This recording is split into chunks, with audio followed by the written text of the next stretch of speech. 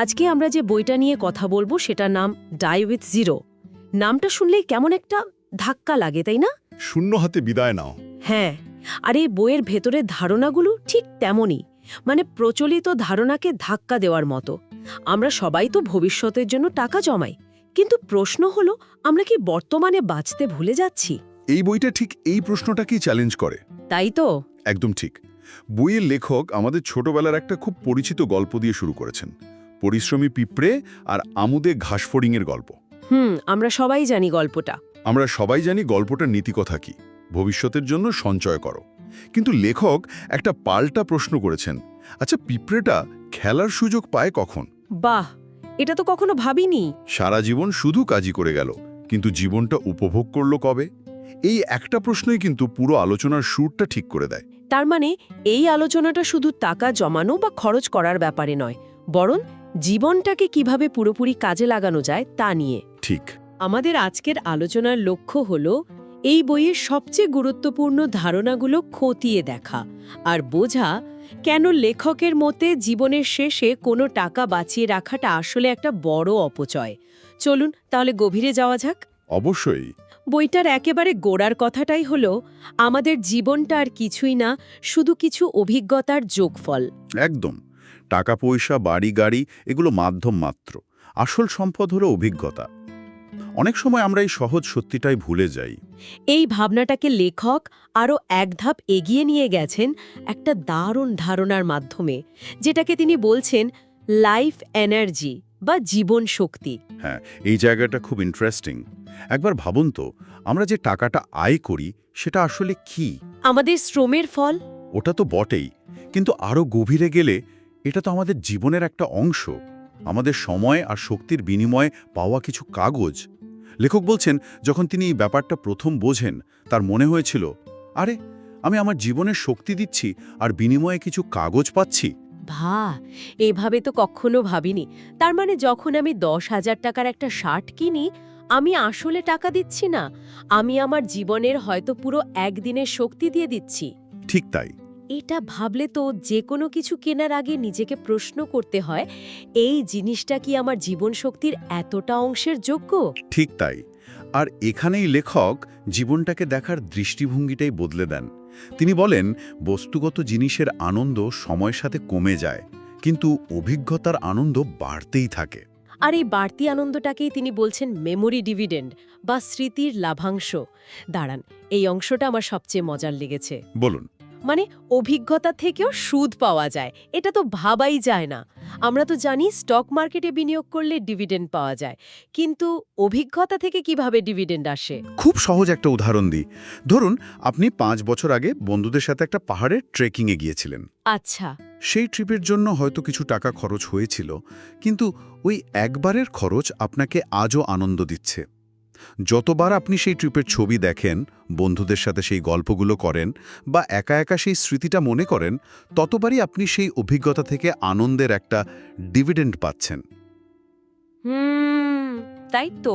একটা নতুন ফোনের আনন্দ হয়তো 6 মাসেই শেষ, কিন্তু ওই ট্রেকিংয়ের স্মৃতি আপনাকে সারা জীবন আনন্দ দেবে। অসাধারণ একটা ধারণা। তার মানে অভিজ্ঞতায় বিনিয়োগ করলে তার রিটার্ন চক্রবৃদ্ধি হারে বাড়তে থাকে। প্রতিবার স্মৃতি রোমন্থন করা মানেই হলো নতুন করে সেই আনন্দটা পাওয়া। একদম। সোর্সের একটা চার্টে তো দেখানোও হয়েছে যে সময়ের সাথে সাথে মূল অভিজ্ঞতার চেয়ে এই মেমোরি ডিভিডেন্ড থেকে পাওয়া পয়েন্ট অনেক বেশি হয়ে যায়। তাই নাকি? হ্যাঁ, আর এই ডিভিডেন্ডের কোনো শেষ নেই। আপনি যত বুড়ো হবেন, আপনার স্মৃতির ভাণ্ডার তত সমৃদ্ধ হবে, আর এই ডিভিডেন্ডও তত বাড়তে থাকবে।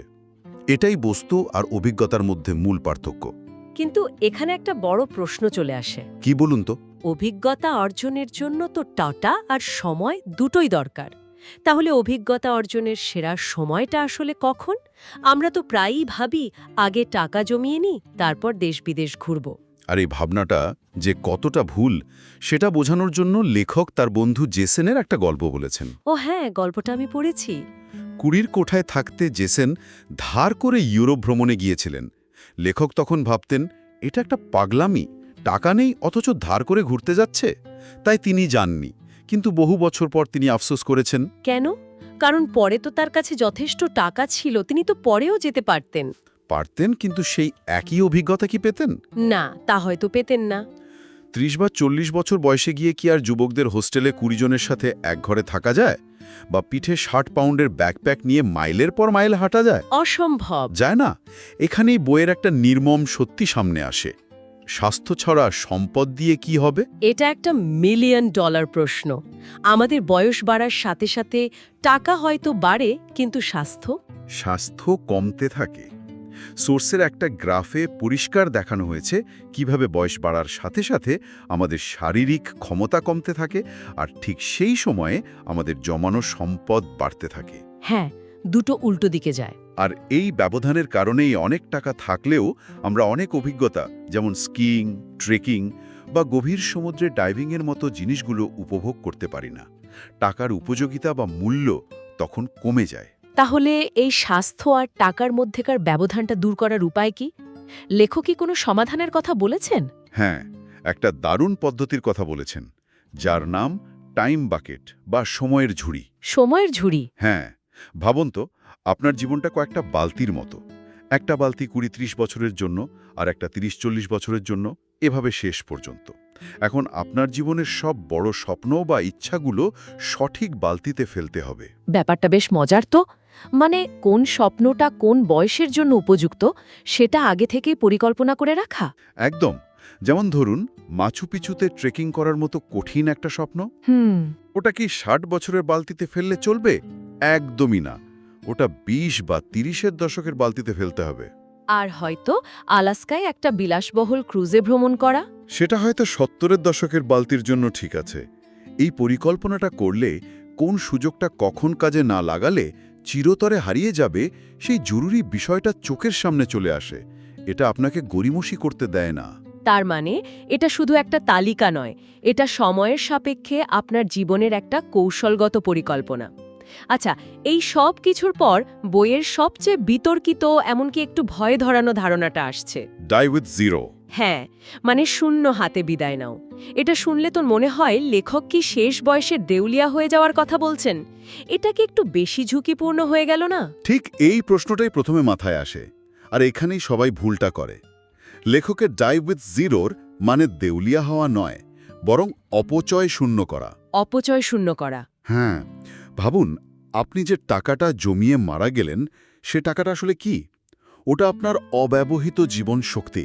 আপনি জীবনের অনেকটা সময় আর শক্তি খরচ করে ওই টাকাটা জমিয়েছিলেন, কিন্তু সেটা কোনো কাজেই লাগাতে পারলেন না, না নিজের অভিজ্ঞতার জন্য, না অন্য কারোর জন্য। এটা একটা বিরাট অপচয়। কিন্তু মানুষ তো ভবিষ্যতের অনিশ্চয়তার ভয়েই টাকা জমায়। যদি প্রয়োজনের চেয়ে বেশি দিন বেঁচে যাই, তখন কি হবে? এই ভয়টা তো অমূলক নয়।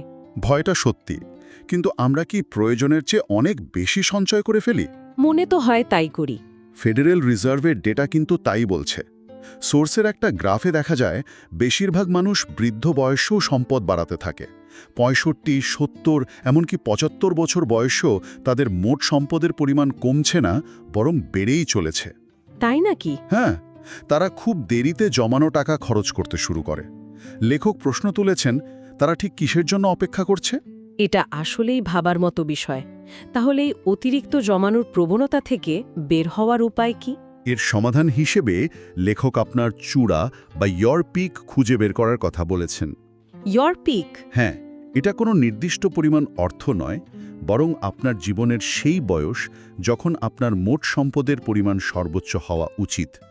বেশিরভাগ মানুষের জন্য এই চূড়াটা আসে 45 থেকে 60 বছর বয়সের মধ্যে। তার মানে 45 থেকে 60 বছর বয়সের পর আর সম্পদ না বাড়িয়ে বরং জমানো টাকা খরচ করে অভিজ্ঞতা অর্জনের দিকে মনোযোগ দেওয়া উচিত। ঠিক তাই, কারণ এরপর থেকে আপনার স্বাস্থ্য কমতে শুরু করবে আর টাকার উপযোগিতাও কমতে থাকবে। ওই চূড়ায় পৌঁছানোর পর আপনার লক্ষ্য হওয়া উচিত ধীরে ধীরে আপনার সম্পদকে অভিজ্ঞতায় রূপান্তরিত করা, যাতে জীবনের শেষে অপচয়টা শূন্যের কাছাকাছি থাকে। এটা শুনতে বেশ যুক্তিযুক্ত লাগছে, কিন্তু আমার মনে একটা প্রশ্ন খচখচ করছে। বলুন। এই যে সব টাকা অভিজ্ঞতা অর্জনের পেছনে খরচ করে ফেলার কথা হচ্ছে, তাহলে সন্তানদের ভবিষ্যৎ, তাদের জন্য কি রেখে যাওয়া হবে? বেশিরভাগ মানুষ তো এই চিন্তাতেই সঞ্চয় করে। খুব গুরুত্বপূর্ণ একটা প্রশ্ন, আর লেখকের কাছে এর একটা পরিষ্কার উত্তর আছে। তিনি বলছেন, সন্তানদের টাকা দিন, কিন্তু এমন সময় দিন যখন তাদের সেটা সবচেয়ে বেশি প্রয়োজন। এর মানে কি? উত্তরাধিকার সূত্রে তো মৃত্যুর পরেই সম্পত্তি দেওয়া হয়। আর সমস্যাটা ঠিক ওখানেই। গবেষণায় দেখা গেছে মানুষ গড়ে 60 বছর বয়সের কাছাকাছি সময় উত্তরাধিকার সূত্রে সম্পত্তি পায়। 60 বছর বয়স? হ্যাঁ, ভাবুন তো, 60 বছর বয়সে গিয়ে টাকা পেয়ে কি খুব বড় কোনো পরিবর্তন আসে? ততদিনে তাদের নিজেদের জীবন হয়তো গুছিয়ে গেছে, আর্থিকভাবেও তারা সচ্ছল। কিন্তু ওই একই টাকা যদি তারা 30 বছর বয়সে পেত, তাহলে হয়তো তারা একটা বাড়ির ডাউন পেমেন্ট দিতে পারত বা একটা ব্যবসা শুরু করতে পারত। যা তাদের পুরো জীবনটাই বদলে দিত। ঠিক একদম। লেখকের মতে ২৬ থেকে ৩৫ বছর বয়স হল অর্থ দেওয়ার সেরা সময়। এই সময় টাকার প্রভাব বা ইম্প্যাক্ট সবচেয়ে বেশি।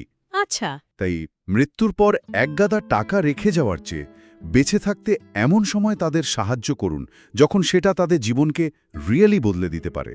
আর এর একটা বাড়তি পাওনা হলো আপনি নিজের চোখে তাদের সাফল্য দেখে যেতে পারবেন। একই যুক্তি কি দাতব্য কাজের ক্ষেত্রেও প্রযোজ্য? হ্যাঁ, এবং এখানে লেখক সেক্রেটারি সিলভিয়া ব্লুমের একটা অসাধারণ গল্প বলেছেন।